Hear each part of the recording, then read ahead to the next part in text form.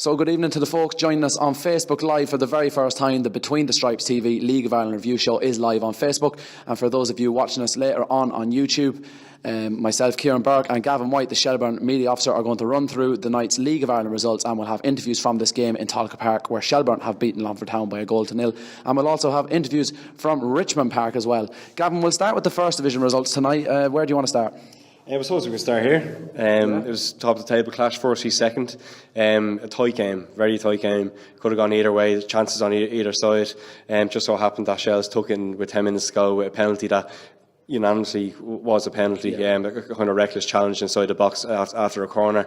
And Conan Bourne, freshly bald Conan Bourne, took his chance and got his first goal for the rest of the season. So big reaction and talk after that, and good way to cement his place at the top of the league. And 1,100 here in attendance at Tolka Park tonight. Great attendance, great atmosphere, great advert for First Division football. Yeah, especially considering it's a bank holiday. A lot of people go away, a lot of people are finished school and going on their summer holidays and stuff. So to get such a good crowd home and away, with good travelling support from Longford. And yeah, the noise is great, especially towards the end when Longford are chasing the game. Shells are trying to hold on with two very inexperienced centre halves, and it worked really well. It was a great advertising for First Division football, and I think tonight we saw the two best teams in the league. Fair result. Football is a strange game. In theory, it could have been a draw. It could have been, Shells could have scored earlier on, and Longford could have scored in the second half with Aidan Field got caught right back, and there's a 1-on-1, and. There was a lot of what-if moments for both teams, wasn't there? Yeah, and Colin McCabe made a great save as well in the second half, down low to his left, really showed his worth, and he was solid all night as well. But yeah, definitely, it was a draw. Could have been a fair result, but I think Shells, they weren't unworthy of the win as well. So Shells remain top of the First Division. Longford Town will have to bounce back big time now at home to Galway United in the First Division on Bank Holiday Monday. Let's move on to the next fixture. And Athlone Town 1, Limerick 1. Athlone without a win since March, so this steadies the ship a little bit. For Limerick, they've lost a little bit of ground in the playoff push now, haven't they? That's a game they need to win. Athlone away, Shells have gone there and won, Longford have gone there and won. It's that they'll be disappointed with that. I think Athlone took the lead, so maybe they'll be happy enough that they didn't lose. But Athlone are a dangerous side on their day, and they're competitive this season, aren't they? Which is great. Last season wasn't enjoyable for anyone really. 7-0 wins, 6-0 wins. So they're the oldest club in the division, and it's good to see them back and competing. Definitely. I suppose we shouldn't be overly critical of Limerick considering all the issues they've had off the field there. Players, maybe their mind, it's been drifting at times with other things going on. So they're doing really, really well. And they had a couple of injuries as well to Conor Ellis and stuff. And, the thing with Limerick is they're a bit like, Arsenal. You never know what's going to turn up. And, when they came here, it should have been 5-6-0. And it just one of those days where it only ended up 2-0, and like Shells genuinely looked on a different planet. And that was the only game this season in Tolka Park that seemed like that.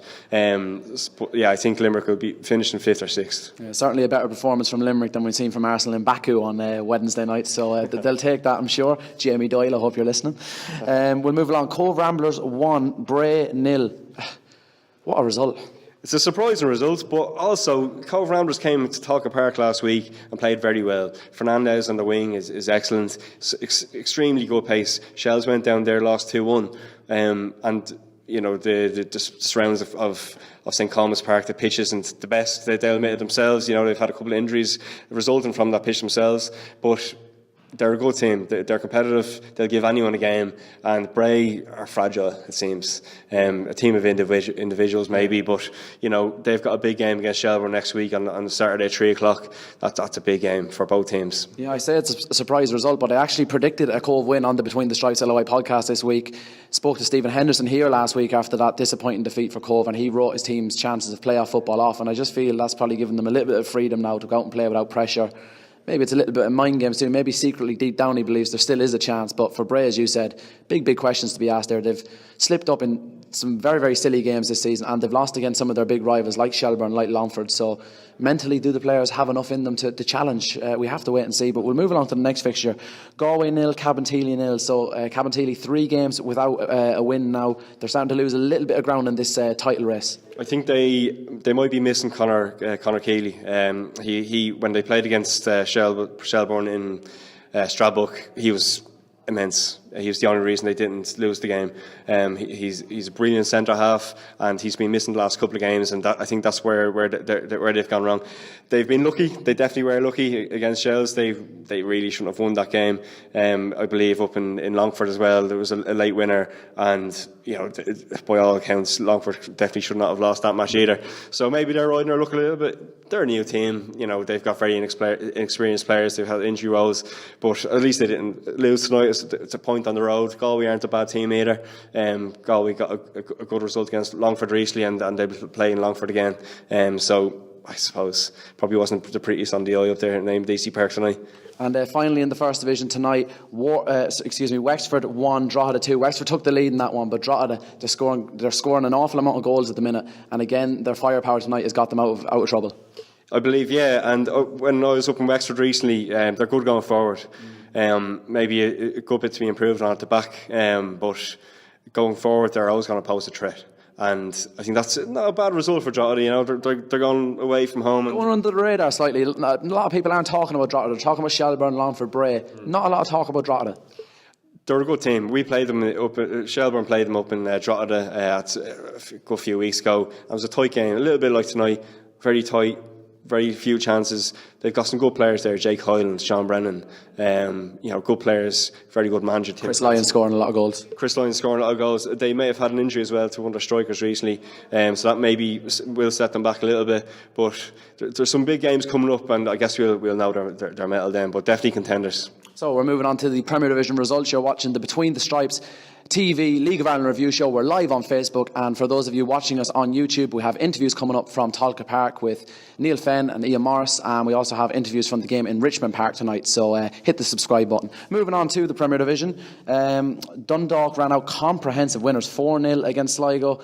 Should we be surprised? They've been in relentless form of late, haven't they? Well, Sligo have been in good form themselves recently, and I think that's a big result because they weren't struggling for goals, but they were getting a couple of late goals against Bows, getting a late goal against Pats there last week as well, so they'd be delighted to get 4 goals, obviously a clean sheet. Sligo aren't a bad team, Romeo Parks, great player, and Liam Buckley obviously is a very experienced manager, and Sligo of course went there the first game of the season and beat Dundalk in Dundalk, so definitely by no means to be expected. Maybe it is, but definitely not the size of the result, and I think it's a bit of a statement. Yeah, I took some credit for a good prediction earlier on there. I'm going to have to hold my hands up here, and John Breyer will be laughing at me because he told me this would happen. I said Sligo get a draw. They've been very, very solid this season. He said no, Dundalk will pace them. He's been right. A lot of goals up at Dalymount Park tonight. 8 goals shared between Bohemians and Finn Harps. Bows running out 5-3 winners.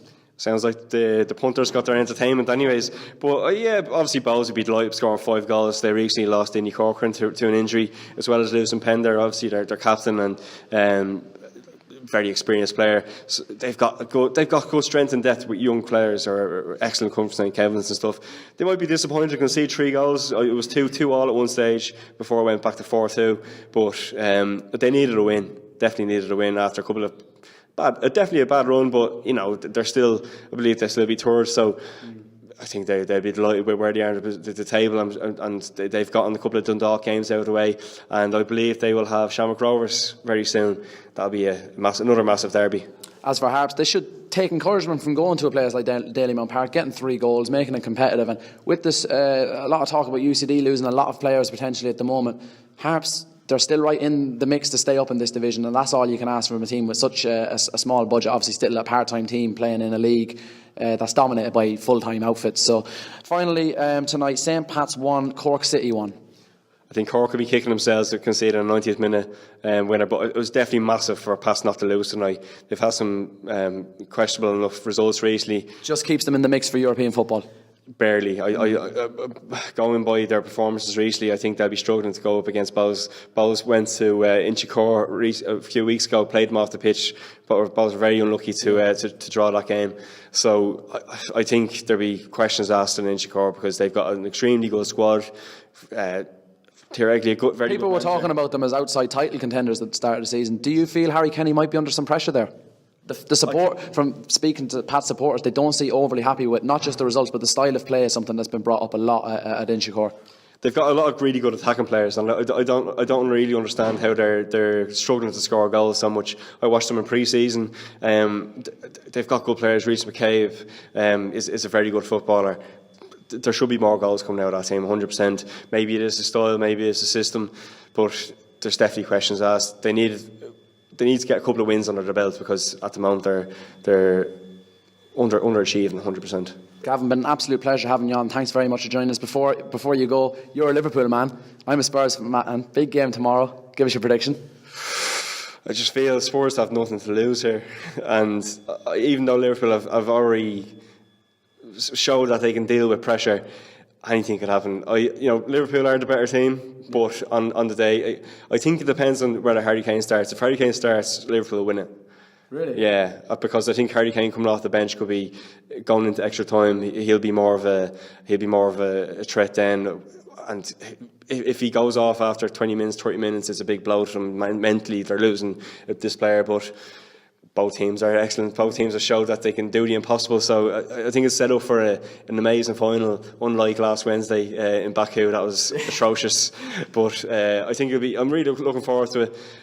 Well, I just don't want it to start because who knows what will happen when it'll start. But no, it should be a very exciting game of football. That's an interesting angle on Kane, I have to say. Just from a Spurs point of view, I think our name is on the cup. Everything that's happened, we should have been out in the group stages. We should have been out against Ajax. We should have been out against City. We're in the final. Anything can happen. But Gavin, thanks very much for joining us. We're going to wrap up now because I think we might get locked in here in Talking Park otherwise. For those of you that's joined us on Facebook Live tonight, thank you very much. Leave your comments before we go and make sure you share this. The full show will be available on our Between the Stripes TV YouTube over the weekend. So keep an eye out on that. You can subscribe now and you won't miss it. You'll get a notification the minute the show goes live. So that's Between the Stripes TV on YouTube. And also we'll have an in-depth interview with A. Dervin coming up tomorrow on Between the Stripes. I'm going to be sitting down with A and we're going to be recording an in-depth interview for Between the Stripes TV. So keep an eye out on that. The opening few minutes of that interview will also be on our Facebook Live page. Until then, we will speak to you later on. And Gavin, once again, thanks very much for joining me. Thanks, Jerry. I'm delighted to be joined by Saints past manager Harry Kenny following a 1-1 draw against Cork City at Richmond Park tonight. Harry, has the heart rate returned to normal after that last minute goal? No, we're still thumping like mad at this moment in time, but delighted to get the goal in the 94th minute tonight. We conceded a goal in the 92nd minute last week, so it's nice to reverse the situation and feels good after getting that draw out of the game. The goal itself really was the last chance saloon. The long kick out from Brendan Clark, the flick on from Jamie Walker wasn't an easy chance for Simon Madden. You wouldn't think he was a full-back the way he took that finish. Yeah, it was actually Keane Coleman flicked it on, who had a very good game tonight, and Simon finished it well through the keeper's legs. A little bit of good fortune about it, but we'll take it and take the point and move on to Sligo next week. Do you feel in many ways there's a contrast from last week, because you can see that last minute goal to Dundalk to lose 1-0, but you're very happy with the performance where you get the result tonight, but the performance maybe wasn't quite as good? No, the performance was pretty good in the first half and we created a few chances, which I was disappointed that we didn't take some of them, because we could have been coming into the changing room with 1 or 2 goals up. But when you're not taking your chances, you're always leaving yourself open a little bit to counterpunch, which they gave us tonight. We conceded a very soft goal tonight from a throw-in just around the halfway line, goes down to the back line. Our centre back is beaten too easy, pulled across, and it's a goal. So we have to look at that and prevent those situations and going forward. The squad was quite stretched coming to this game with Reece McCabe being injured. Jamie Lennon actually had to make the substitutes bench even though he's on 21 duty at the weekend. No Lee Desmond or Conor Clifford, they were ruled out injured. How are they coming along? Lee Desmond should be available for next week. Jamie's obviously gone away now tomorrow, flying out tomorrow with the under-21s. Reece will be back from suspension. And who was the other one you mentioned there? Conor Clifford. Conor Clifford has a hamstring injury. I'd say he's another at least 10 days away. On to next week, you're away to Sligo on the showgrounds, where you'll be hoping to make it 3 wins in a row against the team from the Northwest this season. Well, we'll always look for every game we play, we look for 3 points. So we'll be certainly looking for that up in Sligo. But they're going well. They're unbeaten in quite a number of games. They're playing well. They're up beside us in the table. So we'll be definitely looking for a positive result up there. And finally, I know you're disappointed you won't have Jamie next week because he's such a key player, but you must be still proud to see one of your own players go represent his country in an international tournament. Thrilled, yeah. Jamie, above all people, has a fantastic attitude to the game. He's a very good player. He's only very young, obviously playing at under 21 level, and he's a bright future ahead. He's a brilliant attitude, and he'll do okay in the game. Shelbourne boss Ian Morris joins me now on Between the Stripes TV after a 1-0 home win over Longford Town in the First Division to remain in the top position in the division. Ian, overall thoughts on your team's performance tonight? Really pleased to come away with the 3 points. I think both teams had their spells in the game. Longford put us under pressure, especially the end of the first half and the end of the second half. So we've had to dig in deep. We've had to defend really well at times, which I thought we did. And it's another clean sheet at home and another 3 points. So it's massive for us. Yeah, I was here last week for the 1-0 win over Cove. As you said, another clean sheet tonight. That's 4 wins in a row now. And you have a remarkable home record as well this season. Your team is just showing that great ability to grind out results at the moment. Yeah, 100%. And that's what wins your league sometimes, when you can grind that out. And it's what keeps you up there. If you can keep clean sheets, like I said, it gives you that platform to go and play. And all it takes is a goal. I don't think we've hit top form yet. And that's important when you're not playing probably to your full potential and you're picking up results. It's huge. I spoke to you during the week for the podcast, and we discussed some of the tactical decisions you might have to make ahead of the game. James English over Conan Byrne, or Byrne over English. You went with James English to start the game. He puts in a good shift. Conan Byrne comes off the bench, scores the penalty, and gives his little bit of experience to the rest of the team. So you've cracked it, haven't you? No chance. Not a chance. No, I just thought with the way Breslin and Elworthy they kick on and they get forward, I thought energy and pace would nullify that, and they'd give us that threat going the other way, which I thought the two boys done excellent. Dale was smashing on the left, and James created problems down the right. And like you said, Conan comes on. He keeps the ball better, and he gives it that little bit of quality. And luckily his penalty was excellent, stuck it right in the side net, and so really pleased for him. I suppose if you look at the profile of the two squads, Shelbourne probably do have the more experience, maybe some veterans in that side. Do you feel Longford's pace troubled you at times? Dean Byrne in particular, very hard to mark. Jamie Hollywood made a couple of runs where he broke through Shelbourne tackles. Yeah, the Dean Byrne caused us problems down that side. I thought Oscar and Flavio were excellent centrally. I think everything that troubled us was down the sides.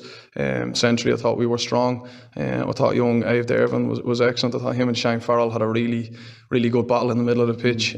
Two young, bright boys, so that was good to watch. But look, overall, a clean sheet, 3 points, keeps us at the top of the table. Yeah, very impressive debut for Flavio. He's not a player that maybe a lot of First Division fans know a bit about. Can you give us a little bit more info on him? Yeah, he was with our 19s last year. He stepped in with us, and he's just trained really well. He's been bright, he's just learned, sucked up everything, and he's got his chance tonight, and he's took it. I thought he was smashing in there, just done his job, nothing complicated, and it's clean sheet from under his belt on his debut.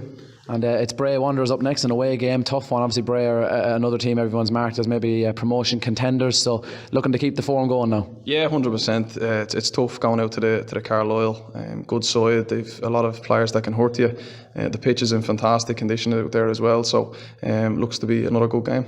And finally as well, you're just mentioning the pitch there in the Carlisle being in great nick. I don't think I've seen a better one than Tolka this season. It's in great condition, and 1100 here tonight, fantastic atmosphere from both sets of supporters, a really good advert for First Division football. Yeah, I think so. I don't think there was a quiet spell in the game. Both sets of fans were fantastic, and big credit to Eamon, the groundsman here, and the rest of the staff. Like you said, the pitch is immaculate and it allows teams to play, and I think both teams tried it tonight, and it was a good game. Ian, congratulations on a great result. Thank you very much. Longford Town manager Neil Fenn joins me at Tolka Park. Longford Town have gone down 1-0 against Shelbourne. A controversial second half penalty for the Reds converted by Conan Byrne, handing Longford a very unlucky defeat. Neil, your team, maybe in the first half it's fair to say Shells were perhaps the better side, but in the second half you created numerous opportunities. I'm thinking particularly of one for Dean Byrne where he was in one-on-one and he blazes over. you've got to take those chances really if you want to win the game, don't you? Yeah, it's just what I said to him there. The first half an hour, I think Shells were on top in the first half. Definitely were on top. But you're going to come to a place like this. You're going to have to weather the storm, and we did. The last 15 minutes of the second half, I thought we were very good. Sam Verden misses, a clear-cut chance from 5 or 6 yards out. Would have put us 1-0 up. Come out in the second half, and I honestly don't think Shells got in our half for 40, 35 minutes until the penalty. But I couldn't really see the penalty incident for ours, but since I've been manager here, I've been here three times now and give away 4 penalties. So it just seems to just happen for us. Yeah, it's a ground. I think I'm just after hearing there 10 years Longford Town have gone now without a result here. It's very disappointing. You played so well in that second half, as we said, and to come away with just one incident defining the game for your team. Yeah, it's difficult because I'm just so pleased of how we played. I thought we were excellent. I thought we moved the ball, created chances. Like you say, Dean Byrne had a chance he should have scored. Aaron Dobbs has one where the keeper makes a great save. And we had a lot of pressure. So from that point of view, yeah, I'm delighted with how we played. But just to come here and lose 1-0 like that is tough to take. Is it too early to say a result like that now gives Shells a bit of impetus now in the title race, or is it still very early days? Oh, it definitely gives them impetus. They put some clear top. If we win on Monday, we go second again. I haven't checked the league yet, so we're still in it. We're not out of it. And if we play like that every week, we'll be fine. It's a much better performance than the 2 games we lost against Cabo and Galway, where we were poor. But today, I thought we were good. When you come to a place like this, you just have to be so on your toes all the time, because they do get a lot of penalties. I keep going on about penalties, but they do get a lot of penalties. That's, like I say, 4 that we've conceded here, and Conan Byrne took his penalty well. Is that just down to maybe having players in their squad with a little bit more experience? They've been around the block. I think so. I think they've got like you say, a lot of experience, a lot of lads who have been around. Maybe our lads are a little bit naive in some of the challenges they make. Maybe we're a little bit naive in that we don't go down and scream and maybe get ourselves penalties, but we don't do that. So we learn from it. Again, I thought we would learn last year, but we obviously haven't. But we'll move on. I'm pleased with how we played. I'm pleased with the chances we created, the football we played. Restricted Shells to, I don't think they had a shot on target in the second half apart from the penalty. So, pleased with everything there, but obviously the result not great. It's a bit of a unique challenge coming up for yourself now. It's not something we're used to in the First Division. Such a quick turnaround. You get 2 days rest now and then back into action at home against Galway on Monday. Obviously Galway beat Longford Town quite recently in the First Division, so you're looking to overturn that result. How do you manage the squad now ahead of that game? I think we'll be fine. The boys we'll do a recovery. We'll have a day off tomorrow and we'll have a recovery on Sunday. And then we'll get ready for the game. The boys are fit. There's no problems there. As far as I know, nobody's carrying any knocks or anything else. So we got through the game unscathed. So we'll see how we get on against Galway. But no, like I say, we bring lads on off the bench, and we've got good quality in the squad. So if we have to rotate it, we can. Finally, I think it was 1,100 here tonight. The attendance, great support from Longford and great atmosphere from both sets of fans. First half, as we said, probably a little bit cagey. Second half, there was plenty of chances, exciting moments in the game. Good advert for First Division football. I thought it was a good game. I thought, like you say, the crowd add to it. Again, a good following from Longford. So it's great to play in front of big crowds because we don't do it all the time. But and the pitch was excellent, so it was a good place to play. Yeah, commiserations.